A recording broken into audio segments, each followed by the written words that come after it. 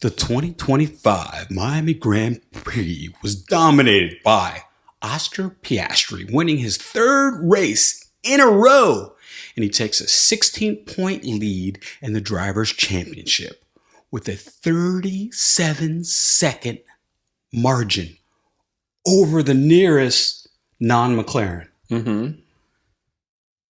Is there any hope, Obi-Wan, for any other team to challenge? I think McLaren figured out something in their car this week, and they haven't been dominated like this ever this year. So, something's up with McLaren. Are their cars really good on the tiddly bits? All that tiddly bits, and will Mike lose another bet? Because Sherm is always right. Here at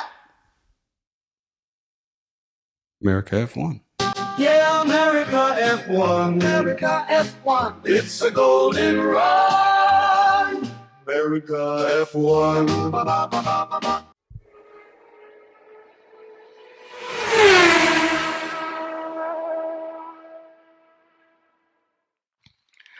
Mike.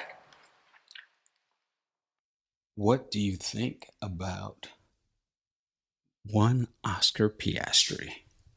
He's on a nice little roll right now, huh? I think he equaled what is it? Mika Hakkinen won 3 races in a row. He was the last one to do that, right? Yeah, at McLaren. Was it Mika Hakkinen? Yeah, but at McLaren. At McLaren. McLaren. But that was in like the the 98 or the 99 season or the 2000? It was one of those years. I mean, I'm so happy for 25 Zach years. Brown. I'm so happy for all the people at McLaren who's been there through all the desert times. That team almost went under in 2000 during the pandemic. They had money. They had no money. Well, you mean 2020? 2020. They were going to go out of business. So, I didn't know that. yeah. Look it up. No, you look it up. You look it up. No, you look it up. I know. I don't need to look it up. Yeah. I've never heard that.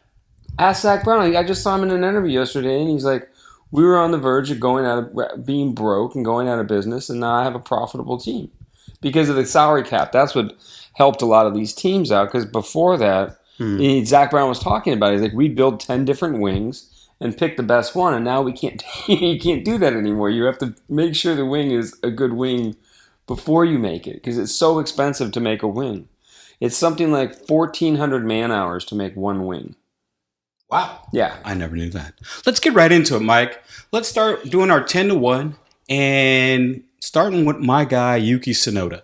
Now, does Yuki finish in 10th, 74 seconds off the pace of Oscar Piastri? How far back was he behind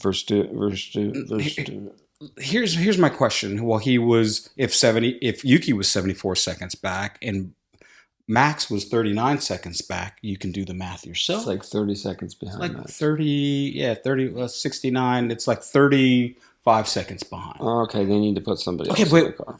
Does this prove that, one, Checo Perez was right all the time, that they don't spend enough time in the second car, fixing the second car for the driver of the second? Well, they designed the car for Max. They don't design it for the second driver. So the second driver has to drive like Max to make it go like Max does, and no one can drive like that. So is that one of the reasons why that Checo got this contract with Cadillac? Because it proves that no matter who you put in that second car, they're always going to be so far off the pace. And at least Checo was doing 1-2s. Like I just said, there needs to be a driver who drives like Max. Which is not going to happen. That's not true. He just has a different driving style than everyone else. He brakes way earlier than most people. But no one's going to have a driving style like him with that pointy car. Everybody has sort of like... super sensitive. Nowadays, everyone has sort of the same driving style. You can't have it because the tires are so bad that they're all doing the same thing. If you look at Lewis back in the day, he had a completely different driving style than he does now. So... especially when they had the tire wars. So you didn't answer my question. What's the question? I'm going to answer the question for you. This does prove that Sergio Checo Perez was right. That second Red Bull is a problem. The actual car Red Bull is so sensitive. Just only Max can drive it. No other driver can drive like that. And they need to make the second car and spend a little bit more money and make the second car They're not going to do that. more neutral so other people can drive. I don't know what they do to his car. Everyone says he likes a pointy nose. I really don't know what that means. You drive a race car from the rear tires, not the front tires. I don't understand what that means. Carlos Sainz finished 60 seconds off the pace, and he finished in ninth. Williams scoring a double points. They look really, really good. I mean, they were beating the Ferraris, right? Yeah, they beat and the Ferraris had like really a problem getting ahead of Carlos, and then when they finally got ahead, they could never get ahead of Albon. Well, if you listen to Lewis on the radio, that car doesn't like to turn, so. But did you see Carlos do that Max Verstappen dime bomb at the last corner before the race was ending? He dive bombed Lewis and tried to blame Lewis. I mean, he was so far back. And I'll put it right there. He was so far back, and he just dive bombed in. And then Lewis, he just did a crossover on him and went right by him. Well, he's just turning. They bumped. Oh. They actually bumped. Oh. Wheel to wheel. I don't remember this. At the last turn. And of course, they didn't show. You had to watch the replay. They didn't show it on the actual race. But the funny thing is that he's like, well, he pulled into me. He knocked into me. He turned into me. Well, yeah, Carlos, it's called a turn. When the driver's ahead, he has to turn to make the corner. And he's just doing his natural. He's way ahead of you. And he's doing his natural line. And he's turning. And Carlos tries to dive bomb in and runs right into Lewis. I don't know. Is that a little sour grapes, Mike? You know how racing drivers are. If they're not complaining, they're not very good. So they always like the time I caused like one of the worst accidents I was ever in, and I came in, I got out of my car. I'm gonna have to say the F word because that's what I said. I got out of the car and my whole crew's standing around me, and I'm like, "Who the fuck hit me?" And everyone just pointed at me. It was your fault, and I'm like, "What?" They're like, they love that because. Typical race car driver. It wasn't my fault. It wasn't. No one wants to hear that crap. It was somebody else's fault. It's always somebody else's fault. It can never be the driver's fault. So that's one of my favorite driving stories. Lewis Hamilton, who got a podium in the sprint race. Yeah, but he got a lucky podium. It was because of the rain. It doesn't matter. But he got it. He got it. It's the points. But he was so far off the pace. Hey, man. But he looked really. He finished in 8th, and he looked really racy. Yeah, but that's when they put the mediums that's not on. where the Ferrari's supposed to finish. Though. It's not. But let's go to the controversy. So Lewis was asking because he was flying on the mediums, and Charles was on the hards. Okay, and Charles was ahead, and Lewis was like, "Okay, I have way more pace than Charles. Let me head." Yeah. And they took 3 laps to make the decision to let Lewis. Yeah, that's not ahead. right. Now, when you're on different tire strategies, one's a fresh medium, one's hards, who's going to be faster? The softs are always going to be faster, but it's only going to be for a few laps, and then. And so, don't you think leaving Lewis behind Charles for 3 laps takes all the race pace out of the mediums? I have no idea why it took them 3 laps to make that decision. They should have been on that the second he said it. They should have swapped positions because later in the race, didn't they swap positions again? So, correct. Yeah, that's another Ferrari strategy boo-boo. But they haven't been making a lot of those boo-boos this year. Didn't the guy who used to be the strategist go to Red Bull, the Racing Bulls? He did. Yeah. And that's why the Racing Bulls have a lot of bad issues now. So they have a lot of. But here's a question I have for you: is that something that you talk about before the race? Of course, these guys are in meetings for hours before and after the races. It's not like they just show up and get in the car and drive. They have their strategies set up. Mm-hmm. They have plan A, B, C, D, E, and F. There's no you'd very rarely see these people just doing something on the fly. I don't see that much anymore. So when this came up, they should already have. Oh, it should have already been automatic. It should have been like, okay, Charles, let Lewis go for a while, see what happens. He'll give you the spot back. Because what you can do is let him go, and if he can catch an Antonelli, great. because he can pull Charles with him, and then they both can catch up to Antonelli. He was only a couple seconds ahead. And they never caught him. And because they waited so long to make the decision. And this is what I don't understand. And McLaren did it last year. Teams come to this situation and they act like they've never seen this situation before. And the strategist is like, oh, what do I do? But 3 laps, that's a long time. So it's a and minute Lewis is and on the 30, radio. minute and 35 per lap. So that's literally 4 or 5 minutes before Lewis you can was make a decision. Lewis was on the radio. Oh, complaining. oh my God. His radio, this is 2007, 2008 Lewis. I mean, he was great. Mm-hmm. Like, later on, they asked him asked them to let Charles by. He goes, oh, well, do you want me to let Carlos by too? Oh my God, this is awesome. He's great. And so Charles Leclerc, he finished in 7th place, 57 seconds off the place. And both Ferraris never were going to catch Antonelli. And the only time they would have, if they would have let Lewis by when he was on the fresh mediums, he probably could have caught Antonelli and passed him because he had greater pace at that time. He was doing purple sectors. He was the fastest guy on track, and Ferrari couldn't make a decision. Well, they gotta make their car turn. The car doesn't turn. That's what Lewis has been complaining about the whole year. The car doesn't turn, and it's the same thing with the Red Bull. The car didn't really turn all that good yesterday, and the cars that did turn well were the what cars? The McLarens. Yeah.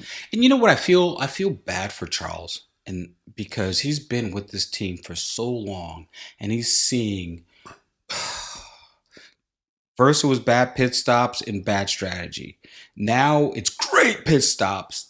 And the strategy's been pretty good overall, and now the car is just dog. It's a dump truck. Why didn't they finished second in the constructors last year, Mike? Did they? Yes. So why didn't they just make that car better? It is better. It is last year's car. No, they changed so many things. Why didn't they just evolutionize that last year's car? I still think this year's car is basically most of last year's car. I don't think it's a brand new car. I think they do the push rod suspension on it. They changed the. Okay, the push and the pull rod suspension. There is no difference in the performance of the car. Which one you do, it's just an aerodynamic thing. Mm-hmm. So I don't know why they would switch to that because it doesn't, unless they're going for aerodynamics. But it's like that's a huge change to have to do that because everything has. Basically, they had to build a new tub. I'm sure. So that might be the problem since they changed their car philosophy. If the car doesn't turn and it comes down, that's really the aerodynamics. The downforce is not in that car. Because right now it seems like the guy from McLaren seems to Andre Stallis, whatever his name is. He seems to be the Adrian Newey of this generation. So his cars are fast. They're always fast. He's good at the downforce. He doesn't draw with a pencil like Adrian does, but Adrian's drawn away right now because all the Aston Martin team is doing is waiting for next year because they are horrible. Nothing to that car. They haven't even brought an update. You know how horrible they are because Lance Stroll scored all their points. Fernando Alonso hasn't scored this year. Yeah, Lance Stroll still just scored. Wondering if and not only that, but weeks ago when people were saying that Lewis Hamilton was washed, here is Fernando Alonso spinning out for no apparent reason at all at Miami, and you hear nobody saying Fernando's washed. He hasn't scored a point yet. Lance Stroll has all their points. He doesn't have to score. It's a topsy-turvy world. What's going on? How can Lance Stroll score points and Fernando not? I don't understand it. Well, Fernando's 43 now. Yeah, is he 43? Up there. The only thing a little long in the tooth. The only thing that is going to start to go for him is his eyes. So, and that's why Father Time is knocking on the door. Father Time's undefeated. Alex Albon finished 5th. The Williams looked pretty good. Yes. And they were racy. He was never he finished 48 seconds off the pace, but that's literally 6 seconds ahead of the other Mercedes. You all right? The Williams car. You okay? The Williams car is a much better car this year than it was last year, even though it's an evolution of last year's car. But it's like, I don't know what they did. What's wrong? You didn't turn on your little microphone. Yeah, I did. Is it Blue. Is it blue? Yeah. Oh yeah. Okay. Sorry. Mike was right again. Yeah. Never right till But who won the bet last week? You did. Okay. But I was guessing though. I was confused that two competing companies would be on the same car. It makes no sense. Oh, is that a right turn or left turn? Never mind. Come on, chop. I gotta go. Max Verstappen. I just said that. Max Verstappen. No, you said Steppen. Like you always say it wrong. Fourth place, 39 seconds off the pace. Was leading the race. Was the pole sitter. And finished fourth. How did that happen? How did Max go from first to fourth? Who came in third? You know who came in third. George Russell. Oh, Russell came in third. Okay. I do nothing. I come on the podium. I do nothing. I pass nobody. I'm on the podium. That's George Russell. Hey, well, that's a W is a W. I mean, anytime you get on the podium, that's a W. Like when I play pool, I trick the other guy. This I did 10 games in a row where the other guy scratched on the 8-ball. 10 games in a row. I think the reason why George finished ahead was because of the safety car or a virtual safety car. How many safety cars were there? Two, because Bortoletto had a blown engine. I don't remember that. Yeah, his engine. He was just going. And it just poof. Silence. That's what happens when you blow up an engine. It just goes from what, and it's just. And then your guy who might not be in Formula One by this next race. Who? Your guy Jack Doohan got hit. Jack Doohan will be doing another job next week. Which is sad because he didn't get a chance to show what he did. He doesn't. He did. When they hired him, everyone was highly critical of them hiring this guy, and they signed Colapinto to a multiple year contract. They didn't do that so he could be the reserve driver. The whole time was to put him in the car. Yeah, but I feel bad for Jack because he was out of this race before it even started. I mean, he got ran into. It's not his fault someone ran into him. But still, he got ran. It is his fault. He's the driver. He's got the steering wheel. He was on the inside. He had nowhere else to go. He should have backed off or done something. That See, if it would have been me in the car and I would have done some crap like that, that's exactly what my team would have said to me. Like, what are you doing? Why'd you let yourself get into an accident? I'm like, but the guy hit me, and I'm like, that's your fault. And I was like, you have to have that mentality when you're in the car to live to fight another day. Like fighters, you can't go into the ring with someone and let them kill you because those guys could kill each other easily. Right. It's the same thing with a racing car. It's like it's your fault. It's always your fault. Lando Norris and making excuses about it ain't gonna. And I heard him on the radio. He makes a lot of excuses. He makes a lot of excuses. Okay, so George Russell, who does nothing but somehow always finishes on the podium. And remember, in this race, Antonelli was, he qualified higher than George, not only in the sprint race, but in the actual race. Is George Russell washed? No. I know, but, the funny thing is there's all these trolls, and they have to be trolls on F1 Twitter. Well, they have to have something to talk about and in the middle of the week. And if there's a no news day, they're talking about Lewis always. And George Russell, who's pretty much, to me, one of the luckiest guys in Formula One, because there's always a virtual safety car or a safety car, and George Russell is always in the right place to take advantage of it. Always. Better to be lucky than good. That's a fact. Always. It's crazy to me. Lando Norris finished second. I think he was only 4 seconds off the pace. Now, I think the thing about Lando is he has to figure out this Max Verstappen. Did I say it right? Verstappen. He has to figure out why him and Mad Max have these issues. Why can't he deal with Mad Max? Charles can deal with Mad Max. Lewis can deal with Mad Max. Oscar can deal with Mad Max every race very well. But it's always Lando that seems to have a problem with Mad Max. I think Lando should stop being this dude's pal off the track. That's another thing. Expand on that, Mike. Well, they do video games together. They fly on the same plane. It's like, fuck that. He needs to get his act together and just go after this dude. Ruthless, brutal. I think he should either crash into him No, you shouldn't crash or into him. when Max tries to bully him, which he always does on the turn, he rides him out, and Lando always ends up in either on the runoff area. He should stand his ground one of these times. No, he's a smart race car driver. He knows that if someone's going into a corner and you got to give him room. If you don't give him room, you end up in a heap. And the best drivers, that never happens to them, really. You know, where they do some stupid. But Max always does this to Lando. He always just, all right, on this turn, Max was over here, Lando was over here, and Max just darted over to the right side and made Lando move. Why didn't Lando dart to the left and make Max move? Well, it's My a game of chicken. So, and Max won. But Max always wins with Lando. Not necessarily. No, he does. You think He's so? always bullying Lando. And I think that either one, he has to crash into him. Two, he has to start being the aggressor and move into him. Or three, just pick a better spot. Your car's way faster. Well, now it is. I mean, way faster. Well, now it is. It doesn't matter. It took him 4 laps to get by Max. 3 or 4, yeah. It took him. And it took Piastri 2. 2, yeah. So that one of the, I think it was Brundle or Blundell or whatever that guy's name is. Martin Brundle. Yeah, I'm just teasing.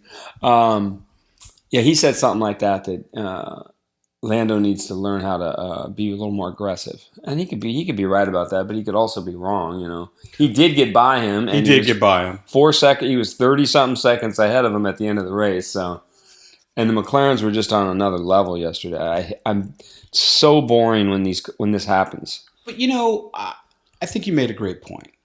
I think they can be friends, but not during the season. I think during the season, Lando has to. I'm not gonna go hang out with any of these guys. Lando has to stop hanging out with him. him, and they're like the best of buds. Screw that. I'm trying to kill. I mean, that's like the best.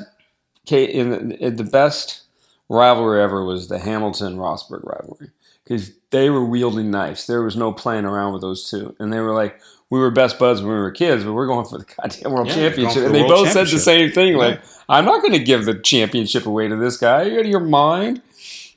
And sooner or later, Oscar and Norris are going to come together because as we keep going, and it's just Oscar. What do you mean, the 2016? It's just Oscar Barcelona and it's Grand Prix? just Lando, and they're the only ones that have a chance at winning this championship. Sooner or later, those stars are going to align and they're going to cross. I don't know. They're both very, very clever race car drivers, and they're both totally professional, and they don't make stupid mistakes. But everyone makes mistakes, so you might have a point. They might end up in a heap one of these times, but I don't think so. Finishing first place, Oscar Piastri, and Oscar's pretty impressive. Yeah, he was always impressive. I mean, that nonsense over at Renault, where they like, he's going to be in the car this year, and then like an hour later, he was like, "No, I'm not." He's like, "I'm not going to be in that car." If he didn't do that, he'd be stuck at the Alpine team, which is just, you know, I think they're the two worst teams, is Alpine and the soon to be Audi team. But I don't think those teams are putting all their money. I think they're doing next year's cars. I don't think, especially the Audi team. They brought last year's car. They have last year's car on the track. Poor Mika Hulkenberg is way in the back of the pack, but that's not his fault. It's not. No, totally not his fault.